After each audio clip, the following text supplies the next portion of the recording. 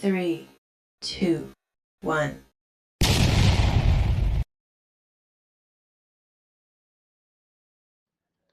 Assalamualaikum warahmatullahi wabarakatuh.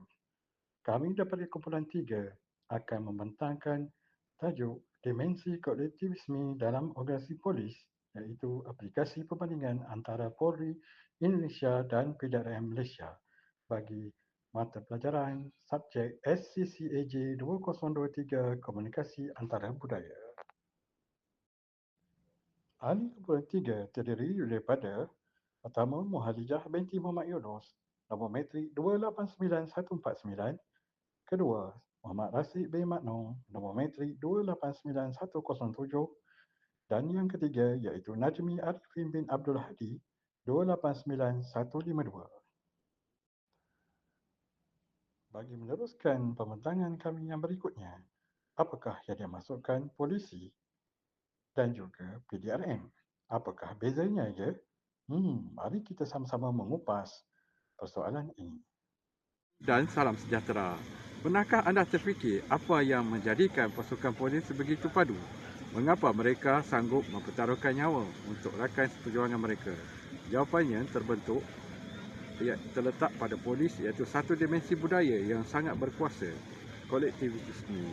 Hari ini kami akan menganalisa bagaimana kolektivisme membentuk dua organisasi pada polis sebesar di rantau ini, Polri Indonesia dan juga PDRM Malaysia. Bersama saya, rakan-rakan akan membedah dimensi budaya yang tersembunyi ini dan kesannya terhadap organisasi kepolisian. Mari kita kenali dua organisasi. Pertama, Polri, Kepolisian Negara Republik Indonesia. Ia ditubuhkan pada 1946, memiliki 440,000 anggota. Merupakan salah sebuah pasukan polis yang terbesar di Asia Tenggara yang melindungi 270 juta penduduk di Indonesia. Yang uniknya, Polri ini sangat dipengaruhi oleh budaya Jawa, iaitu mereka berprinsip gotong royong, rukun dan juga musyawarah adalah DNA mereka. Adalah PDRM, iaitu Polis Diraja Malaysia, ditubuhkan pada 1807, memiliki 130,000 anggota antara pasukan polis tua di rantau ini. Mereka dilatih di Pulau Pol dengan nilai disiplin, kesetiaan dan juga perkhidmatan. PDRM menggabungkan nilai Melayu, etika Islam dan juga warisan British. Kedua-dua ini beroperasi dalam masyarakat yang sangat kolektivis dan inilah fokus kita hari ini. Assalamualaikum warahmatullahi wabarakatuh. Nama saya Najmi Arifin bin Abdul Hadi. Nombor metrik saya 299152.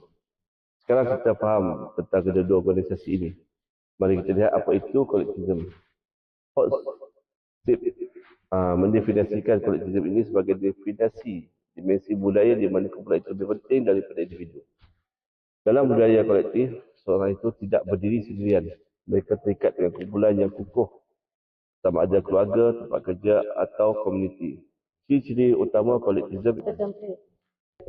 Pertamanya adalah identiti kumpulan mengatasi identiti pribadi anda, bukan saya, tetapi kami.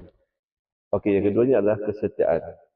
Kesetiaan adalah mana dia satu nilai yang tertinggi. Mengkhianati kumpulan adalah satu dosa yang tak boleh dimaafkan. Dan yang ketiga adalah keharmonian, lebih penting daripada kebenaran. Konfrontasi ataupun dapat dielakkan untuk mengekalkan kesatuan. Keempat adalah keputusan yang dibuat secara berkumpulan, bukan solo. Konsensus diutamakan. Dan inilah yang dijadikan polis Asia yang sangat unik. Menurut model Hofstede, Indonesia dan Malaysia adalah negara yang paling kolektivis di dunia. Indonesia mendapat skor 14 daripada 100 pada skala individualism, bermakna mereka sangat kolektivis. Malaysia pula berada pada tahap 26 juga sangat tinggi. Nilai-nilai ini meresap masuk ke dalam institusi mereka termasuk pasukan polis. Tetapi persoalannya adalah kolektivisme Polri dan juga Malaysia adalah sama. Mari kita lihat lebih dalam. Sekarang, mari kita melihat Polri. Polri bukan sekadar organisasi polis. Ia adalah manifestasi jiwa kolektif Indonesia. Esprit de corps ataupun keluarga kedua. Dalam Polri, pegawai tidak lihat unit mereka sebagai tempat kerja tetapi sebagai kekeluargaan. Kedua, pegawai diasuh untuk mengutamakan pasukan berbanding diri sendiri. Satu identiti, satu tujuan dan satu nasib. Gotong royong cara hidup. Konsep gotong royong kerja berkumpulan sukarela adalah DNA Indonesia. Dalam Polri, ini bukan slogan, ini adalah cara hidup. Pegawai saling bantu-membantu tanpa mengira pangkat, operasi dilakukan bersama dan tanggungjawab dikongsi.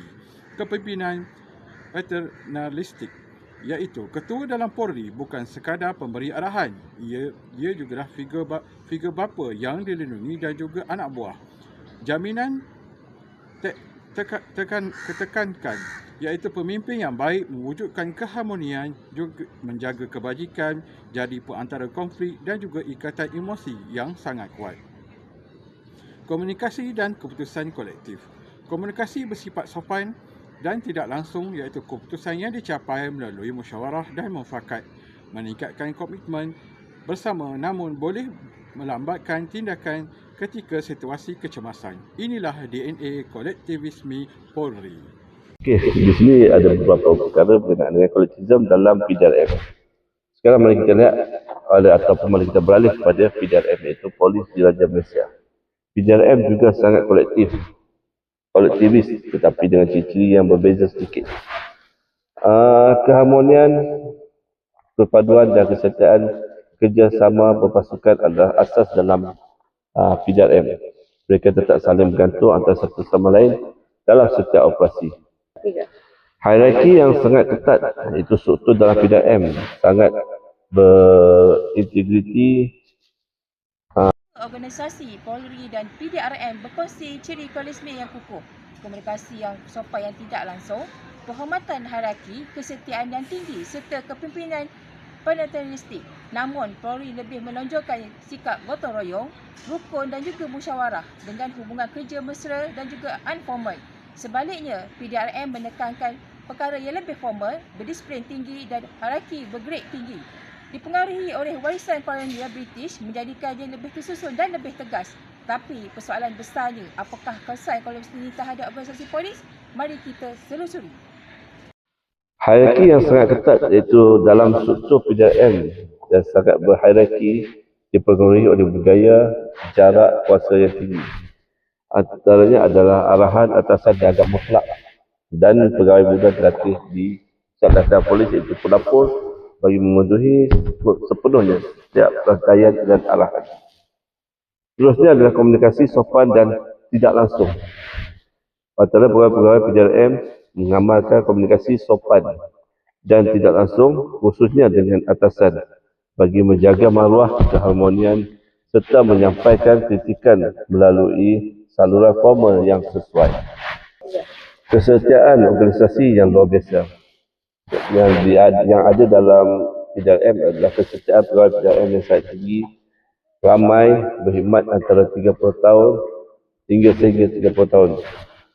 Bagi melihat kepolisian sebagai identiti hidup dibentuk melalui latihan di Jabatan Polis iaitu pelapor, kesusahan bersama dan semangat setiakawan.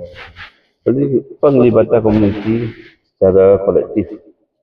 PDRM mengamalkan penglibatan komuniti secara kolektif melalui rakan kop dan rodaan kejiranan bagi mencerminkan gotong royong serta gabungan nilai Melayu, etika Islam dan disiplin yang ada di negara British. Kolektivisme membawa kesan positif yang besar dalam organisasi kepolisian. 1. Kerja berpasukan menjadi sangat kukuh terutama dalam operasi berisiko tinggi yang memerlukan kepercayaan mutlak. 2. Penyelesaian operasi antara unit berjalan lancar melalui semangat yang bergantung. 3. Kesetiaan tinggi mengurangkan kadar turnover dan mengekalkan pengalaman institusi. 4. Komunikasi sopan mewujudkan keharmonian dalaman.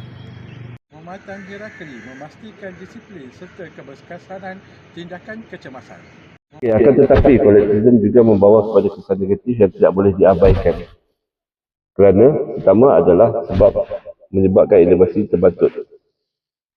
Hot step memberi arahan iaitu amaran bahawa budaya kolektif boleh menghalang orang daripada menyuarakan idea baru. Pegawai junior takut untuk mencadangkan perubahan kepada pihak atasan dan tak mahu mengganggu keharmonian. Ini boleh melambatkan perubahan organisasi dan penggunaan teknologi baru. Okey, yang keduanya adalah kritikan secara terbuka adalah disekat. Komunikasi tidak langsung bermakna masalah mungkin tidak dilaporkan sehingga ia menjadi sangat kritikal. Pegawai enggan memberitahu pihak atasan tentang kesilapan atau kelemahan korporasi. Dan seterusnya, yang ketiga adalah risiko blue wall of silence. Kesetiaan kumpulan yang terlalu kuat boleh melindungi pegawai yang bermasalah. Bahkan sekerja mungkin menutup kesilapan antara satu sama lain untuk menjaga perpaduan unit. Okey, yang keempatnya adalah yang keempat dan terakhirnya adalah bergantungan kepada norma yang tidak formal. Berli dan Juniman memerhatikan bahawa dalam organisasi kolektif seperti Polri, rangkaian pribadi dan hubungan tidak formal boleh mempengaruhi keputusan. Promosi atau pemindahan mungkin dipengaruhi oleh pakatan, bukan merit semata-mata. Bahaya yang wujud dalam PDRM iaitu Polis Gabungan Malaysia jika kesetiaan kumpulan mengganggu atau mengatasi integriti pribadi dan accountability. Apa kesimpulan kita? Benda sendiri adalah pedang bermata dua, membina pasukan yang sangat padu, setia, berkesan dalam operasi, tetapi ia boleh menjadi penghalang kepada inovasi, kritikan membina dan juga accountability. Polri dan PDRM, kedua-duanya membina asas komunisme yang sangat kuat, tetapi ekspresi komunisme mereka berbeza berdasarkan konteks budaya masing-masing. Organisasi bukan statik. Ia boleh dan perlu berkembang mengikut zaman. Bidang yang boleh belajar dari Polri iaitu tentang memupuk semangat gotong royong yang lebih mendalam. Polri pula boleh belajar dari PDRM tentang memformalkan struktur tanpa kehilangan kehangatan hubungan peribadi. Kedua-duanya perlu mencari keseimbangan antara kesetiaan kumpulan dan integriti individu, antara keharmonian dan keterbukaan, antara tradisi dan juga transformasi. Hari ini kita telah melihat bagaimana dimensi budaya tidak keletahan ini membentuk cara polis kita berfikir, berkomunikasi dan juga berhikmat. Memahami konsepsi ini bukan sekadar latihan akademik, malah ia adalah kunci kepada kepolisian lebih mendalam, lebih profesional dan lebih relevan untuk masa hadapan. Kedua-duanya perlu mencari keseimbangan